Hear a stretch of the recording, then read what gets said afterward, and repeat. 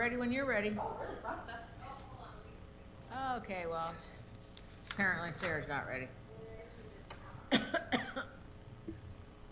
Chit-chatting about our sculpture going in the dog park, the shoreline signals sculpture that's going in Okay. eventually. I think that one is going to be, that will be the longest project in the history of projects, I think. 3 years? Yeah. Couple years overdue. Thanks, Sarah. Oh, I don't want to. Uh-huh.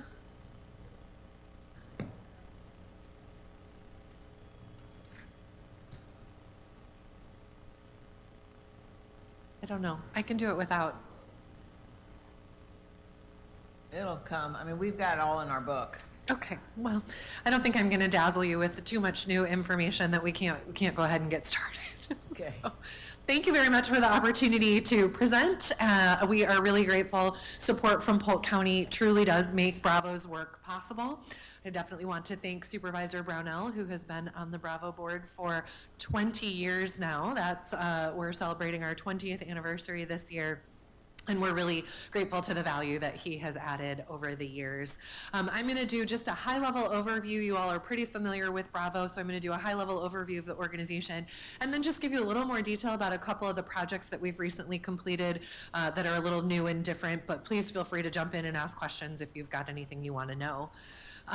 Again, at our most basic level, Bravo serves as the region's arts council. That means our role is really to align arts, culture, and heritage with everything else the region is trying to accomplish, from education to mental health, economic development, DEAI. We think that arts and culture can add to all of that, and Bravo is leveraging community resources to maximize the impact of arts and culture on all of those priorities.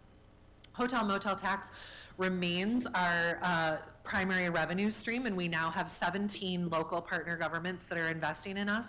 Makes up about 99% of our annual revenue.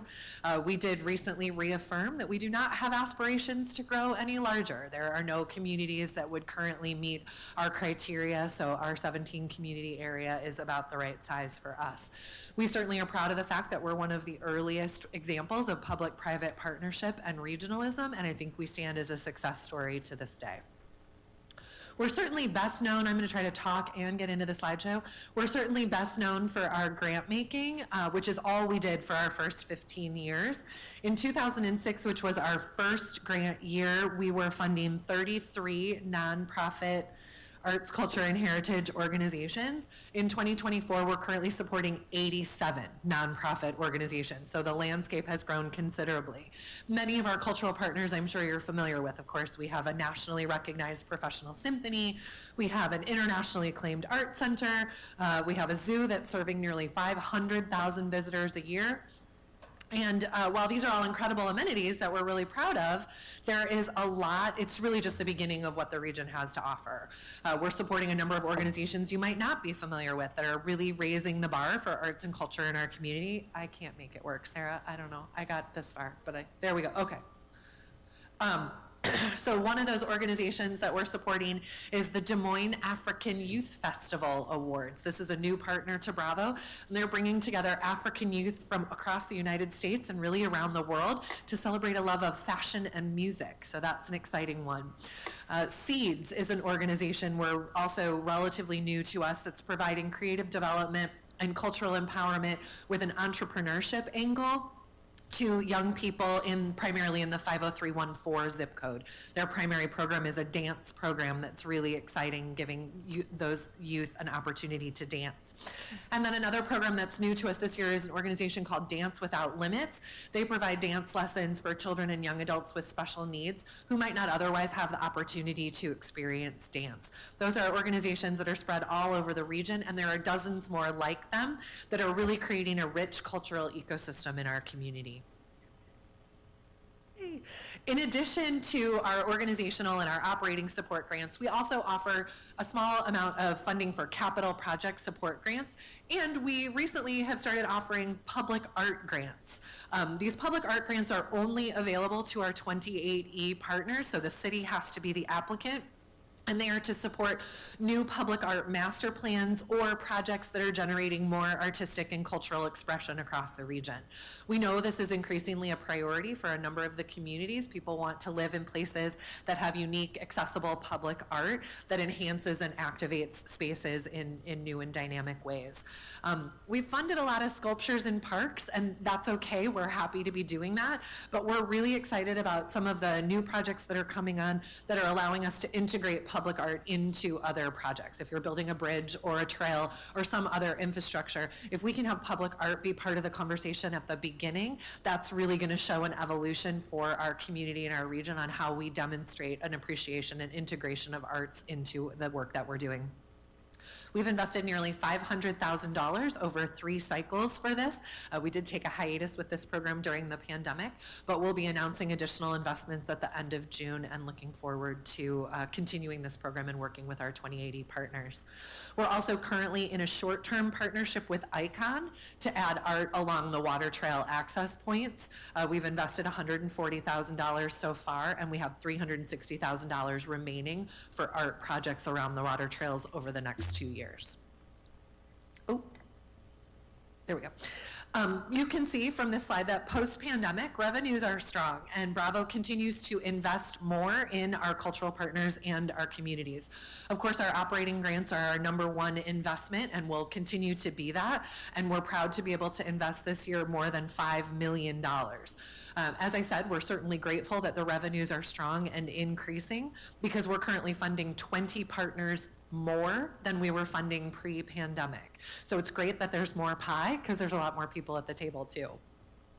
Just to break down that grant portfolio a little bit more, for the current grant cycle that we're in, funding those 87 organizations, but there's a wide range of organizational needs and budgets within that landscape.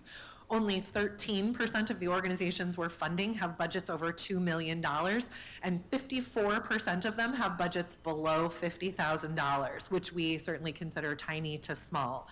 That doesn't even include any of our new applicants, and those would also generally fall into that range. So these are small and micro businesses, many of them volunteer-led. Despite the success of our grant making, we do still have some gaps in the landscape that we are keeping top of mind. Of course, the pandemic hit cultural organizations really hard with virtually zero revenue coming in for nearly a year. Many had to go deep into their savings and their cash reserves. And based on the data that we have, we know that nearly 60% of the organizations Bravo supports have less than 6 months of working capital. That's an increase from 2021, which was 47% of organizations. So this is a trend that's not heading in the right direction. It's obviously a serious vulnerability for the sector should there be another economic disruption or things change, and future disruptions we know are sort of inevitable. Another thing that we're watching is that only 21% of the organizations that we support are rooted in or primarily serving communities of color. We know that arts, culture, and heritage should be consistently defined to include the traditions and expressions of all people who are living in Polk County and Greater Des Moines. We want to better understand the barriers to engagement and presentation of arts, culture, and heritage, and make sure that those are removed so that everyone can see themselves in the arts, culture, and heritage program that's being presented. Finally, 57% of the organizations Bravo supports are entirely volunteer-led. That's an asset and a potential vulnerability as people's demands on people's time continue to shift and volunteer numbers continue to decline. In fact, our cultural partners, based on data we got from the 2023 application, said that volunteer numbers were down 4,000%. Or 4,000 people, which was 20% of volunteers. So for these organizations that are entirely relying on volunteers to get it done, there are some gaps that we need to be mindful of. And this is, of course, reflected with national data. That's not unique to just Greater Des Moines. Beyond grant making, Bravo certainly contributes to the regions by providing leadership on other arts and culture issues and opportunities. There are just certain things that a single grant to a single organization can't achieve. So Bravo leads or invests in projects and programs that further align arts and culture with regional priorities. One example of that is the DART bus shelters, making sure that we're adding public art and artistic expression integrated with transportation. We also invest in a lot of research on behalf of the sector to make sure that we're able to have data points available that will enhance and elevate conversations about the work that we're doing and the organizations that we support. It's a much, much smaller piece of the funding that Bravo's putting in the community, but we do believe it adds value. Whether through the grant investments that we're making or the investments that we're making in community impact, everything we do is of course rooted in the intrinsic value of arts and culture, creativity and inspiration and belonging and community building. But it's also important that you're clear that arts and culture are really having a significant economic impact as well in our region. Last November, we released data from a national economic impact study completed in collaboration with Americans for the Arts. And you can see that based on 2022 data, the economic impact of the nonprofit arts and culture sector in central Iowa was $309 million annually. I want to be clear that that's just the nonprofit sector. That does not include for-profit like movie theaters or the event center. It also does not include individual artists. Those are both important aspects that are not counted in this number. This is just the nonprofits and primarily the landscape that Bravo's supporting. You can also see nearly 5,500 jobs and a return to state and local government in tax revenue of $67 million. That sort of debunks the narrative that arts and culture organizations are only on the take and that public investment in the arts is not a good investment. The year this data was collected, Bravo invested about $4.5 million into the nonprofit sector, and they turned it into $310 million worth of economic impact. That's about 70 to 1, and I would challenge you to find another public investment you're making that has that kind of ROI. The study also looked at local versus non-local visitors to measure tourism impacts of the sector specifically. 67% of non-local attendees reported that the primary purpose of their visit to the region was specifically to attend the performance, exhibit, event, venue, or facility. 48% of non-local attendees said they would have gone to a different community to attend a similar arts and culture activity. And 42% of the local attendees said they would have traveled to a different community to attend a similar arts and culture activity. So the bottom line there is that if we don't have arts and culture event here, not only are we going to have fewer tourists, the people who live here will go somewhere else and spend their money somewhere else. They are going to find these opportunities, and so it's in our benefit to have more opportunities here to capture that economic impact and those experiences. Economic impact is impressive, but I also, again, always want to keep us centered on the social impact and the diverse value that the sector brings. No one goes to an event because they're looking to make an economic impact in a region. They go because they're looking to be moved or inspired, and those data are a little bit harder to collect, but through this economic impact study, we did also collect some social impact data. I think there's still some work to be done in this area, but you can see that these experiences that people are participating in are important to them. It matters. The vast majority of what Bravo does is by investing in others, but we do actually run one program. Passport to Culture funds field trips or in-school cultural experiences for every K-5 student in the region. The program started as a collaboration with the Community Foundation and the Principal Charity Classic. Bravo is now the sole funder and administrator of this program. And last year, with $145,000, we funded 22,000 student experiences. We know that 50% of those experiences would not have happened without this funding. There just aren't the dollars available for the schools to be able to do this right now. About 65% of the money is going to the programs, and 35% of the money is going to transportation, which continues to be a barrier for schools to get students out and make sure that they have access to do things out in the community. Not only is this program obviously aligned with Bravo's strategic plan and regional cultural priorities, but there are also clear data about how access to arts and culture just helps our kids be better kids and humans. Low-income students that have more access to arts and culture end up doing better on test scores. They end up college graduation, more likely to vote. There's a number of data points on that. Because the community has expressed such demand for this program, Bravo is actually kicking off a $3 million endowment campaign to secure funding to sustain this school-based program in perpetuity. A campaign feasibility study was conducted last fall, and it indicated that Bravo is the right partner, and now is the right time for us to be running this campaign. I do want to affirm that no hotel motel taxes are going to go into this endowment. It will be entirely raised through corporate, individual, and public giving. It will all be independently raised. We have already begun making asks and hope to be very speedy with this, in and out, by the end of 2024 to have the endowment fully funded.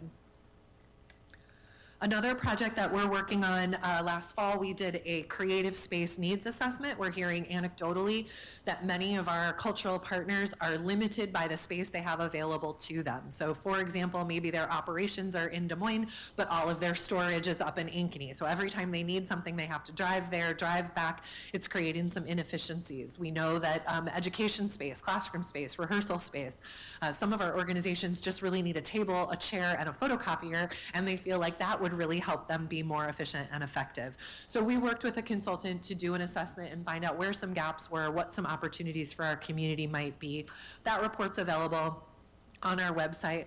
Bravo does not have aspirations to build new buildings or own and operate new facilities, but we do want to do a little bit of matchmaking because it does seem like there is a lot of open space in our region right now. If we can connect cultural partners that need space with organizations or entities that have space, then potentially that is a creative collision that we can catalyze. How's that for a little alliteration here this morning? One thing that we did here, just as a note, is our community does lack in our landscape a 500 to 800 seat purpose-built performance venue. That's something that is available in many communities our size that we just don't have. That's something that's a much bigger conversation to be had, but wanted to make sure that you knew that that was a piece of the story. Lastly, if you don't remember any of the data points I shared or any of the specifics, I just want to make sure you understand that an investment in arts and culture is truly an investment in everything that's important to this region. From economic development to mental health, education, civic dialogue, arts and culture are truly essential community pillars and a strong investment of public funds. We do thank Polk County for your continued investment and support. Supervisor Brownell, thank you for your service, and I'm happy to answer any questions. I have one. On the passports to culture, did you say that Principal helps with this for the Charity Classic? Funding originally came, the program was started with funding from the Principal Charity Classic that was going to the Community Foundation in Bravo. We pooled our funds, and that's how we built and operated the program. Principal changed their giving priorities, and so Bravo is no longer one of their primary charities. So we do have an ask into the Principal Foundation. We'll find out in June for support for this endowment campaign, but currently Principal is not funding the program. Okay. Important to say that we could fund passport to culture through hotel motel taxes probably forever if we wanted to. The problem with that is that we would dig into grants that go to the Civic Center and the zoo and the Arts Festival and so forth. So we don't want to do that. And so that's what we do with that endowment, because that'll fund it in perpetuity without having to dig into hotel motel taxes, and we can continue to give to our arts and culture partners. So I think that's probably the right way to go. I've got some good leads on getting this thing done. $3 million endowment is not a big endowment. It's not a real heavy lift, but got to do it. Doesn't seem to be, but there's a lot of asks out there. Interesting times. Well, what I think is going to resonate with this campaign is that it's multiple beneficiaries. A lot of the campaigns are for a single organization or for an entity. Bravo takes 0 administrative fees for this, and there are 17 school districts and 32 organizations that benefit from having access to this money, and it's every school district in every community that supports Bravo. So I think the broad-based nature is a little bit of a point of differentiation. And the good news is arts education is, there's clear impact, and so we're not necessarily making the case. Right. But we'll see. And the biggest user, consistent user, is Des Moines Public Schools. I think they 100% use it. This applies, eligible school districts would be all the school districts you can think of in the metro here, including Dallas and Warren counties schools that are, Indianola, Waukee, Norwalk, et cetera. but also private schools. We had a pretty good discussion over that, and what we came down to was everybody means everybody. And so private schools, they're not all rich kids going to beautiful Harvard-like facilities, but if you look at some of the parochial schools, they're not rich kids going there at all. But anyway, we thought that everybody means everybody, and so all kids are eligible, and the way it works is population-based, and a school gets a number based on a rate, and that's what you get, and they would go to the civic center, the zoo, or art center, and whatever it costs, we reimburse them. That's how it works. No cost for them. It's based on population, not their income or any of that. So the allocations to the schools are made based on their student enrollment, Angela. And so the school reports how many students they think we're gonna have, and we have a dollar amount per student that goes then back to the school. The school then gets to decide how to spend that money. So for example, Des Moines Public Schools is getting $4.50 per student enrolled at Des Moines Public Schools, and then they're making decisions about how to spend that money. We're not tracking whether $4.50 for every student is being spent. For example, we know it costs more than $11 to go to Living History Farms, to take a kid to Living History Farms. So maybe they're taking that money and all of the fourth graders are getting to go to Living History Farms with those dollars. We know buses are expensive, so maybe they're taking a portion of that money and using it to spend on buses. But the idea is to have a set amount of money that's going to the school that they can allocate for arts and culture experiences. Does the state still have the yellow bus grant program? I'm not sure, Matt. I don't think it's very large if they do, and it's a little bit more of a cumbersome process to access those funds. I'm actually having lunch with David Schmitz, and I can ask him about that. I'm not sure, but it's a much smaller pool of funds and spread statewide, so it's harder for the students in Central Iowa to access those dollars. It's a good question. I should follow up on that. We do great work, and we certainly need to continue on to, I didn't realize there's so many. What bothers me the most out of your slides is the 59% of the organizations have less than 6 months of the cash flow. And I'm sure if we did the same research on all of the other nonprofits besides arts and culture, that figure would be higher. So Bravo, the Community Foundation, and United Way actually just fielded a survey, a nonprofit lands, and that's one of the questions that's in the survey, Angela. So we're going to be able to compare where arts and culture is compared to the rest of the landscape. I just had a preliminary meeting about that data, and there were 130 nonprofits that participated. So it'll be interesting to see where arts and culture lands. But I truly believe this is a huge gap for the sector right now. They just don't have the cash available to sustain under any kind of duress or disruption. Yeah, and 57% are entirely volunteer. With volunteers down 20% over last year. Right. Yeah, so I mean, it doesn't surprise me too much on arts and culture, because you're either gonna love it or not. You know, the art festival, that's where they get all of their, it's all volunteer based. Absolutely. But for the other nonprofits, you know, that's why I push so much to make sure we get that survey, because we really need that, because we're gonna drop off some nonprofits. Yep. They're either gonna combine or they're gonna go away. Yep. We can't sustain them forever. Yep. But, so I'm really glad that we're doing that. Hopefully we'll talk about that at our huddle Tomorrow. Friday. Friday. Yeah. So, yeah. Anyway, great job. Thank you. Thanks, Sally. Thank you.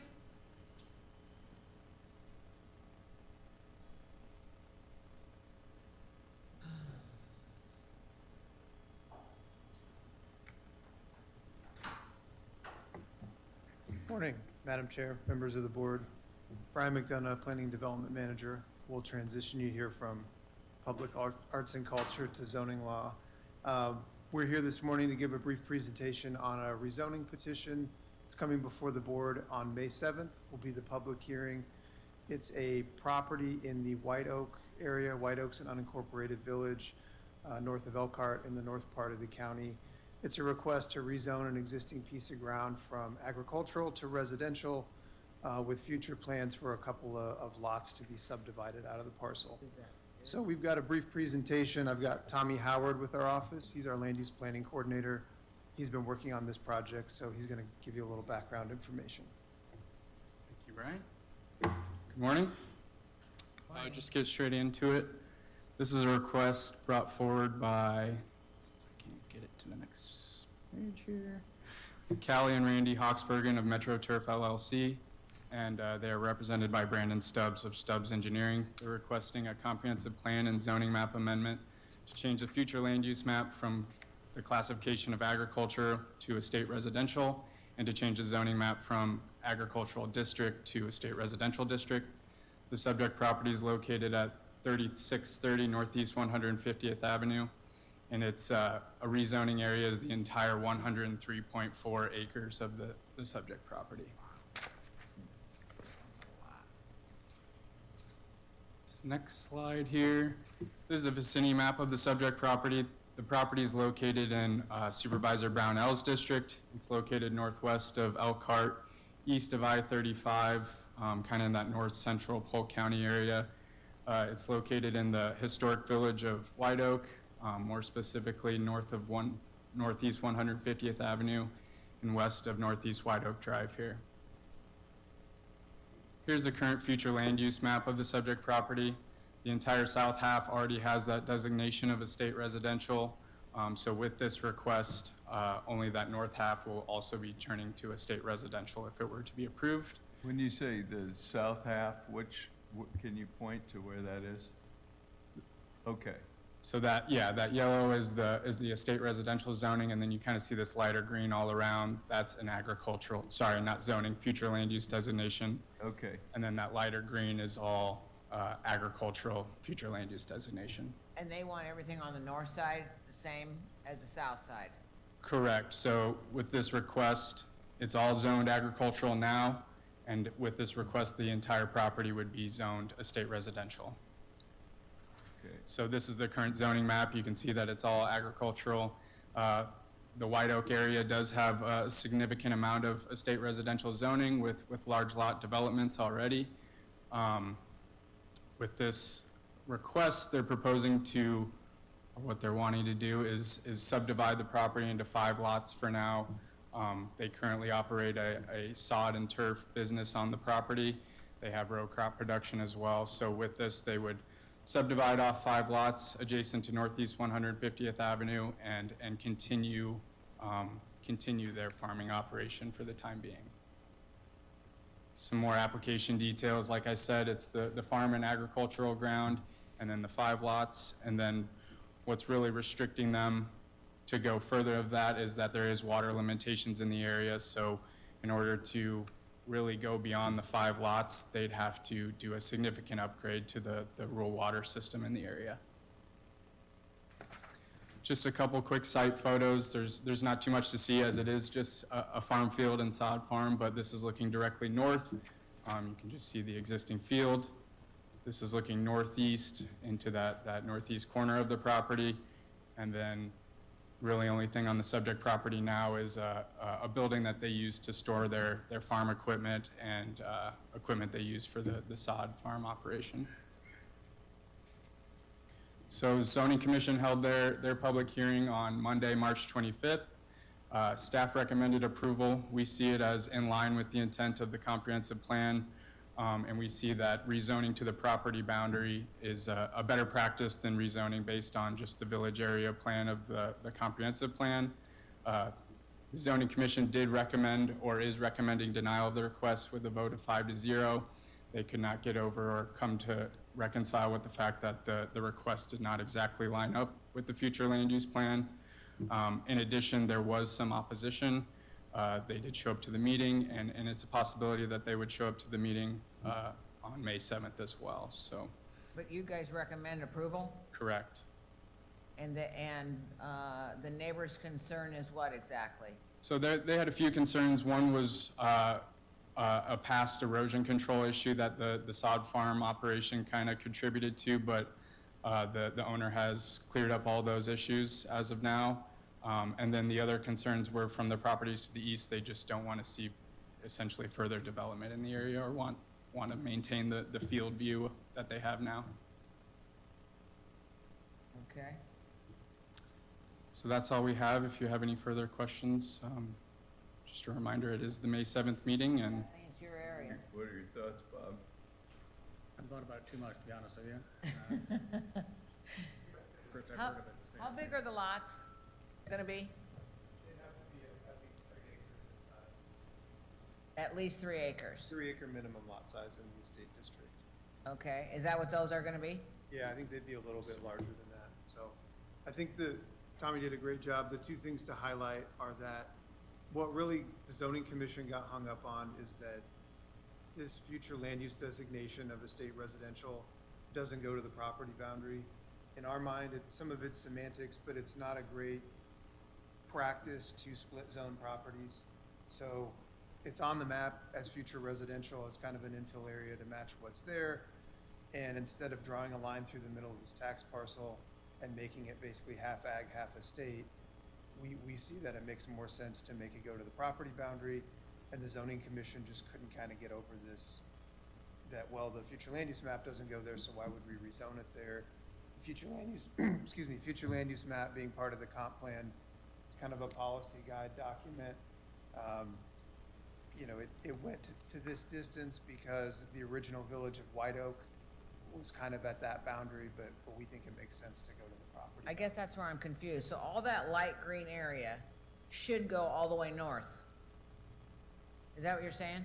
No, I'm just saying that we would prefer to see it rezoned all the way north, correct? I know what you would prefer, but shouldn't it, why didn't it go all the way north? And you split all those parcels? Right, because the original village of White Oak, when it was platted 100 years ago, those original village boundaries are kind of this boundary here. So it's just an approximation, saying, hey, the stuff along the frontage here, you know, would be possible to rezone to residential. I know you can't speak for the zoning commission, but if they would have kept the residential piece in the south half, rather than, and let it stop there where you had that line, would they probably approve it, do you think? I think they probably would have, Okay, so their beef is that, yes. but you don't want to split a property in two with zoning like. We don't. What I would say is, you know, That'd be- say there's a bunch of neighborhood opposition, say you wanted to approve a lesser than the request, and you just wanted to approve this area shown, I think you have the ability to do that. And if you look at what they're trying to do with their future concept here, you know, Tommy mentioned the water limitations. No one's gonna be able to do a full-blown subdivision in here without a very, very significant investment to upgrade the water system. So they could plat this and leave it as agricultural, and if you rezone just this front portion, they would still be able to split off those lots, if that makes sense. Yeah, They just don't want development. The neighbors don't want development. Some of them probably don't want any development. I think there was a fear that if you rezone the whole thing, then there could be 200 lots in here, and the reality is that the rural water system just doesn't have that capacity. possible to do. Yeah. Well, they want to control land, they probably should buy it, I guess. So That's how that works. any of those folks that would contact us with this notice before May 7th with concerns, we would try to answer their questions, but I think it's a possibility that some of them may be at that hearing, so. And we'll tell them the same thing. It's highly unlikely they're gonna be developed unless they redo the whole water system. Correct. And no matter how, if the lots are not as deep, they still can build 1, 2, 3, 4 houses. 5, correct. So, And the It's- water is a huge limitation. It's a first come, first serve. So if this moves forward, they plat the property. I mean, between now and getting the plat done and having someone build, you know, somebody's well could fail and then they hooked up to rural water and now there can only be 4 lots or 3 lots. So it's a very big limitation in that area, the water availability. So the water to the estate lots, wells or rural water system? A mixture of both. Some of them are still on wells, some of them are connected to public water. As their wells, if their well were to ever fail or need replaced, our public health policy is that they have to connect to public water if it's available. They're probably using a lot of water to grow sod. Absolutely. Yeah. They're growing the wrong kind of grass. that's because we live in red state. Yeah, I know. maybe they're hoping someday. All those, Cambridge Village, those are all smaller lots, right? It's a mixture of both. Is it a mixture of both? Yeah, it's all zoned estate. Some of them were platted as sub 3 acre lots, and then some of these are actually 3 acres or greater. Okay. I'm fine with it, Yeah, I get there, no problem. so bring it on, I guess. All right, Thank Thank you, you. good job. thanks. Okay, I guess we'll have some public down here on May 7th, probably.